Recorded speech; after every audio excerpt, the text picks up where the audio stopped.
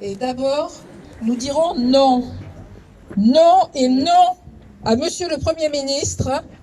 Il n'y a pas unanimité sur le tracé LGV dans le pays de Thau. Le bassin de Thau résiste et résistera, comme le petit village d'Astérix. Nous dirons non. Non à un viaduc d'1,4 km. Essayez de visualiser 1,4 km avec une barrière d'immeubles de 11 étages qui va s'imposer face à l'étang, au bord de l'étang de Thau. Nous dirons non. Non au sacrifice de 10% du vignoble de Picpoul. Non à la destruction d'une partie de la Gardiole. Non à la destruction d'une partie de la Via Domitia. Non au risque pour les captages d'Isanka. L'enquête est encore en cours. Et que l'on ne nous dise pas que cette ligne nouvelle Montpellier-Perpignan, c'est positif pour le fret. Non, il n'y aura pas plus de fret avec cette ligne qu'actuellement. C'est écrit dans l'enquête publique. Que l'on ne nous dise pas, c'est pour qu'il y ait plus de TER sur la ligne actuelle. Il y en aura 10 de plus par jour, c'est-à-dire moins d'un de plus par heure. C'est écrit dans le registre, c'est écrit dans l'enquête publique. Que l'on ne nous dise pas, c'est pour régler des problèmes climatiques, c'est pour améliorer. Non, les gaz à effet de serre, pour amortir la construction que va générer les gaz à effet de serre, il faudra 240 ans. C'est écrit dans le registre, c'est écrit dans l'enquête publique. Donc non, cette ligne ne fera qu'enclaver le territoire. Pas de gare sur ce territoire.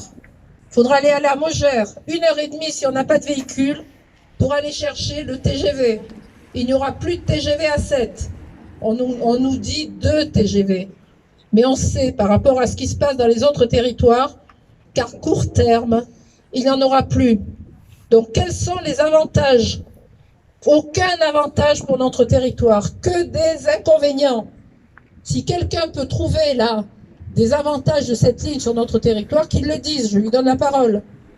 Personne ne peut défendre ce tracé sur le territoire de Thau.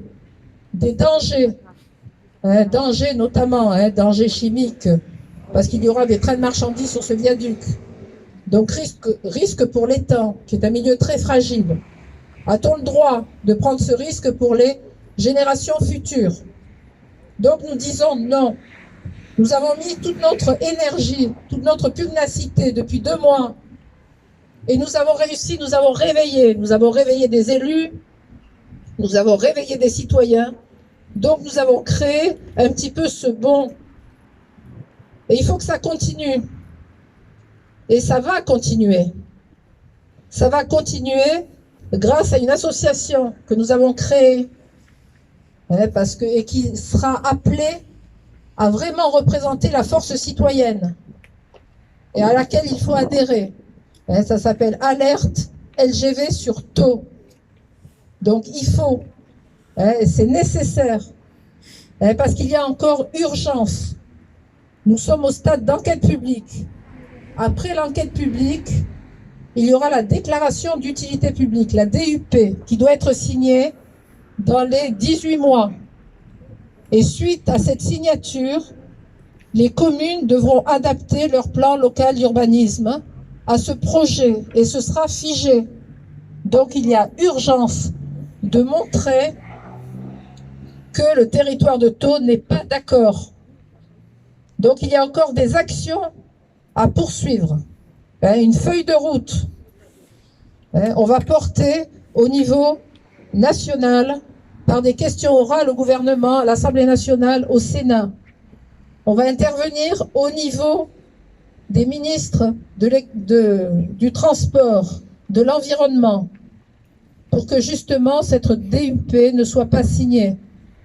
Et tout cela sera porté par cette nouvelle association qu'il vous faut rejoindre, avec un jeune président. Là, je vais appeler l'équipe de l'association, Félix, Sylvie, et vous verrez, ils ont la fougue de la jeunesse, ils sont sur les starting blocks pour poursuivre les actions que nous avons enclenchées, pour poursuivre cette feuille de route, avec pour mission d'informer, de mobiliser et d'agir.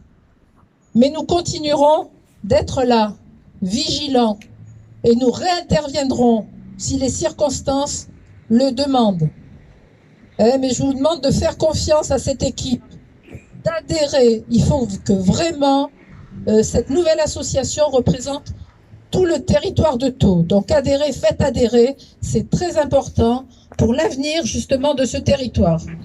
Avant de passer la parole au nouveau président de l'association, Félix Caron, je passe la parole à Christophe Morgot. Christophe Morgot, grâce à qui l'Observatoire du pays de Thau existe, il faut le dire. C'est parce qu'il avait écrit un livre, il en a écrit un deuxième d'ailleurs récemment, qui s'appelle « Heureusement on t'aime », consacré au territoire de Thau. Et nous avons créé, il y a 11 ans, donc l'Observatoire avec Christophe. Et merci à Christophe de s'occuper au quotidien du territoire de Thau et de ses problèmes d'environnement.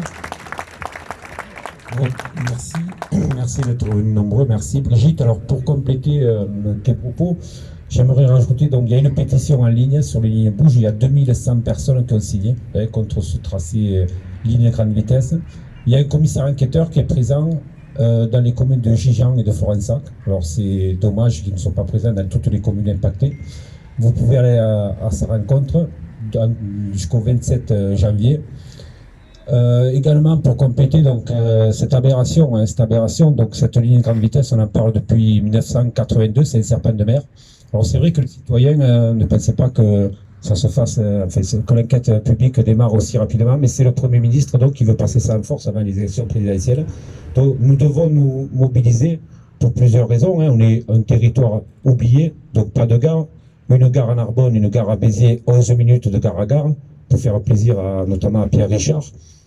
Et nous, la gare à la Mogère, sachant qu'ils n'ont même pas prévu de jonction entre la gare à Saint-Roch et la gare de la Mogère. Ça veut dire qu'aujourd'hui, à terme, si à cette ligne grande vitesse, il n'y aura plus de TGV à 7. Aujourd'hui, c'est 10-12 TGV par jour, et c'est très pratique pour nous, habitants du territoire de Thau. Moi, en tant que maire de Villeveyrac, je vais de temps en temps à Paris, je prends ma voiture, je me gare à la Pointe-Courte, je prends mon TGV, 3h30, après je suis à Paris. À terme, il me faudra prendre l'autoroute, payer le parking de la Mogère et perdre du temps. Une personne qui ne veut pas prendre sa voiture, qui n'a pas le permis, elle prend le quart de ville. Le quart de ville, et un quart d'heure, 20 minutes après, on est à la gare de Sète, on peut prendre son TGV très facilement. Donc je crois que nous devons nous mobiliser, c'est bien parce que nous sommes nombreux aujourd'hui, mais le combat commence. Donc l'enquête publique, vous pouvez aller à la mairie de Gijan, à la mairie de Forensac pour manifester. Donc également cette pétition en ligne, donc il y a un petit peu plus de 2100 personnes qui ont signé là, il y a quelques minutes. Merci. Et merci aussi à vous. Merci de défendre notre territoire. Oui, l'enquête publique.